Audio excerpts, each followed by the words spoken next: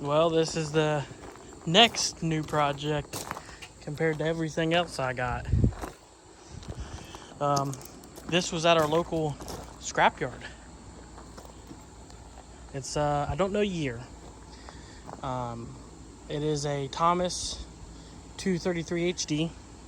It's got the 6-cylinder Kubota diesel in it. Got the grappling hook on it. It is foot pedaled, so it's got the standard Bobcat controls. The only crappy part is this bucket is actually welded on right here. So what I'm gonna have to do is take it, cut these welds off here, get a plate, and make a quick attach, and then have a quick attach built to this bucket, so I can take it off and make a quick attach. It is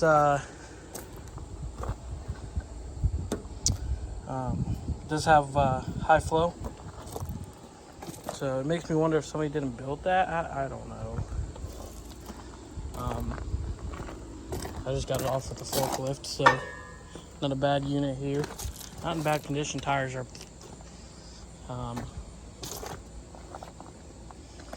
but let's open up this hatch here. Like I said, does have the Kubota engine in it. So from what I'm finding out is I think the engine is bad in this, but that ain't too bad because you might be able to see. I'll get you in here. This is why I wanted it. It's couplered. That means I don't need any special bell housings, nothing.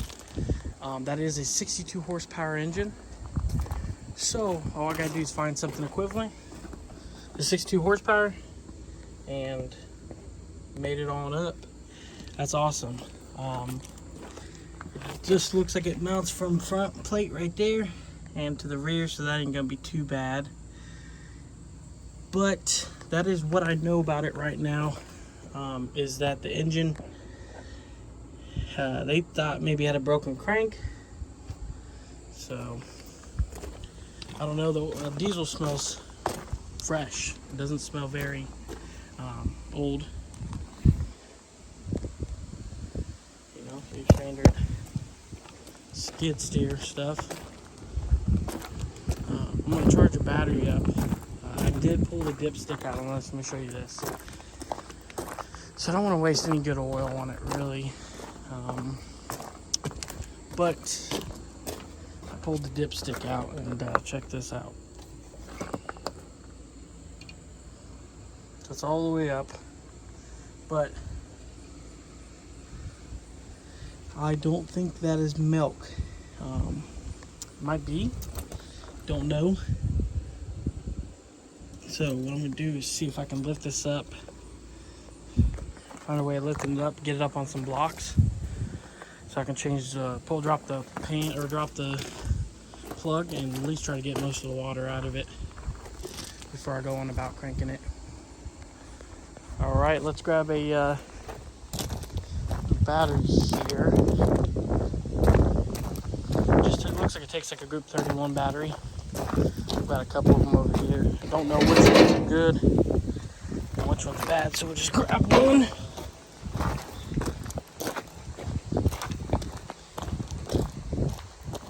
And I'll throw this on charge while I get running this oil.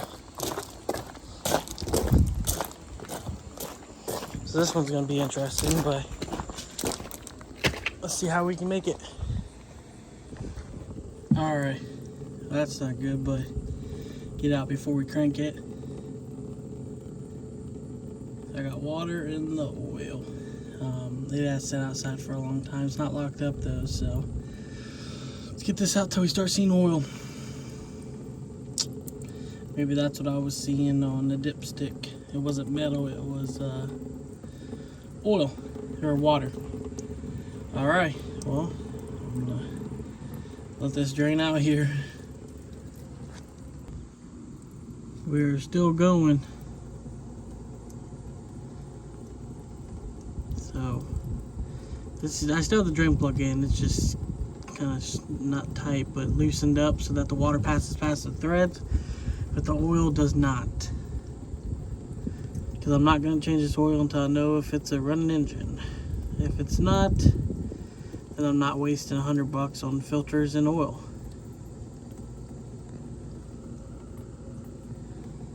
So good thing I did this before I tried really cranking it over. Well, after about 30 minutes, it looks to me like we are almost done. Dripping out. Actually, it just stopped. There was a lot of water in this thing. And I know I filled this whole 15-quart container up, I'm pretty sure. Alright. Get this back in here, see what our level is.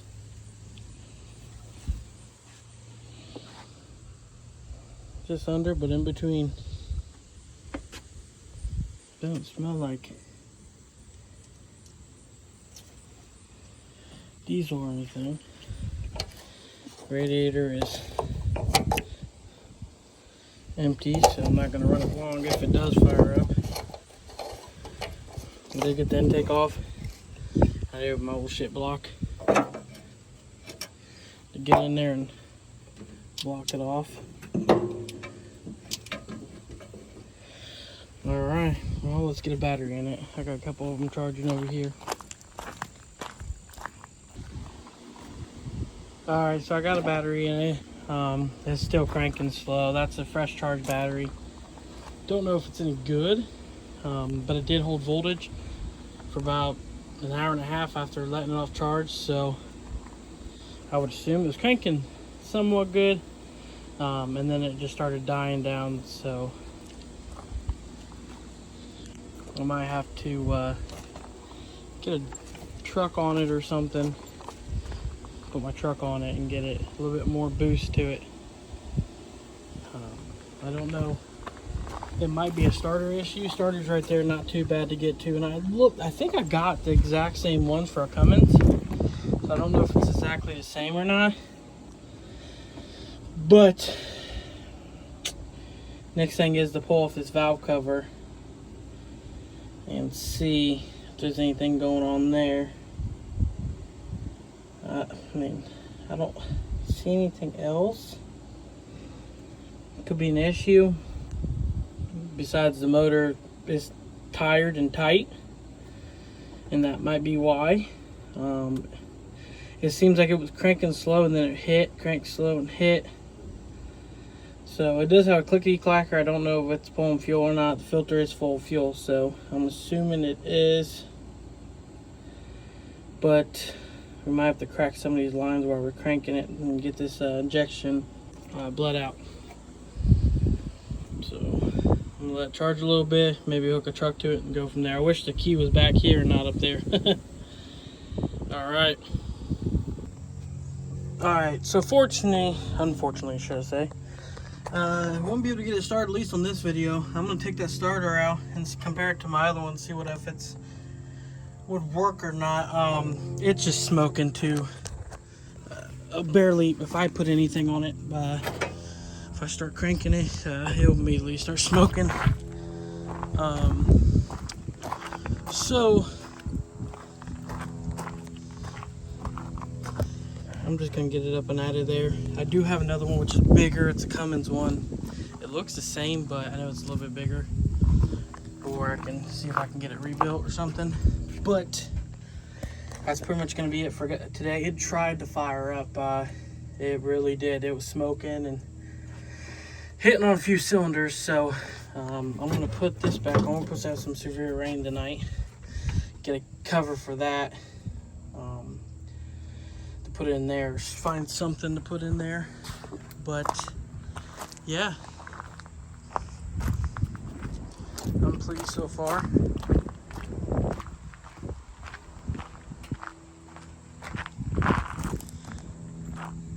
Of course, if you guys want to see more on this, just let me know if you like this content. I'm sure you do, but it saves me if you guys don't want to see it.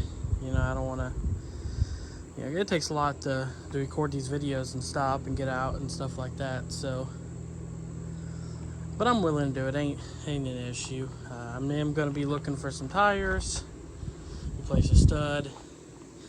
Was able to pull the controls back and get the bucket lifted up while cranking it, so that's good. But right now, I guess we gotta get us a good starter and then go from there. I did drain all the water out. It does not look like there's any more water in it, nor is there any metal. That's what I was thinking was wrong with it, was there was metal, but that was actually just water. Pulled the dipstick out, looks perfectly fine. So I guess that's pretty much gonna end it off for this video here. A little short video. Tomorrow's supposed to rain, as you can see. It's coming in. So what I'm gonna do now is just pretty much, since that's coming in,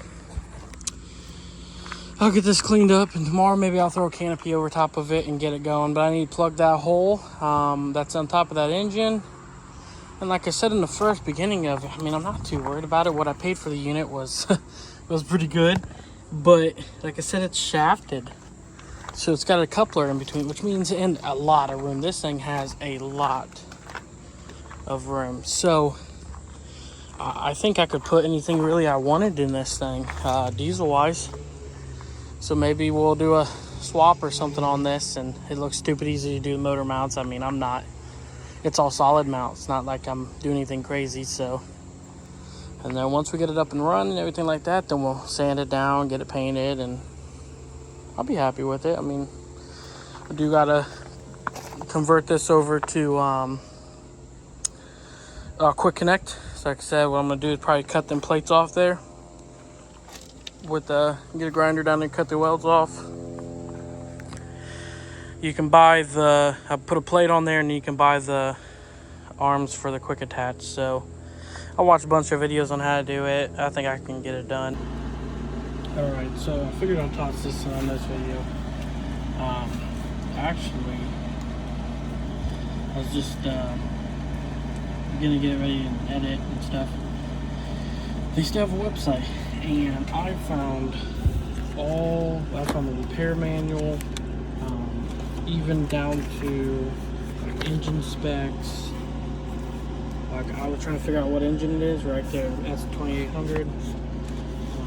They even have, even the parts manual tells you every part, part number, which is pretty sweet. So if I just need a cable, 35 control cable, tells me what the part number is, what it's fits, it's fits. And if you guys want to know, it is just right here. Just go to manuals, parts, and you just pick which one you have. Of course, me, I have the 23. You can go pretend which one. Yeah, I got the 233 HD. So yeah, I thought that was pretty neat. Tells you how to tear apart everything, torque specs, hydraulics, pumps, all your filters. I thought that was pretty sweet. So if you guys ever wanted to, if you had one and trying to figure it out, that's the website right there. Alright.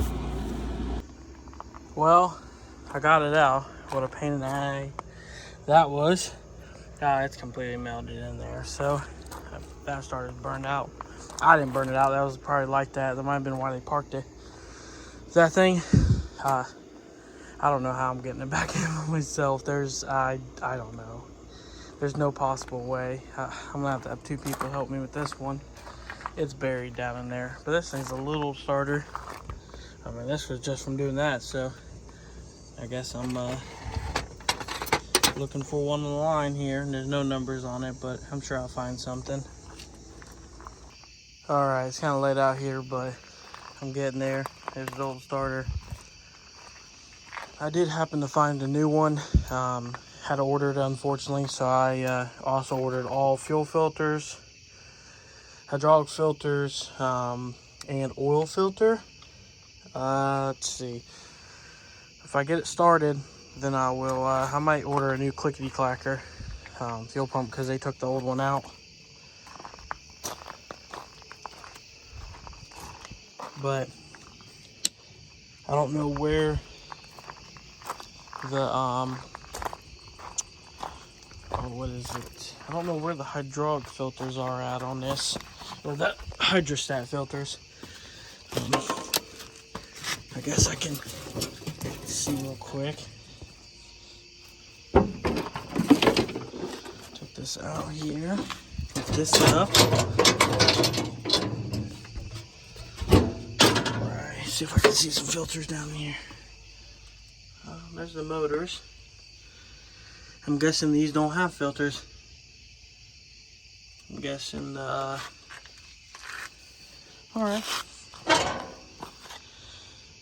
I'm guessing the hydraulic filter is the filter for it. Alright, well, I guess it ends off here until I get this starter.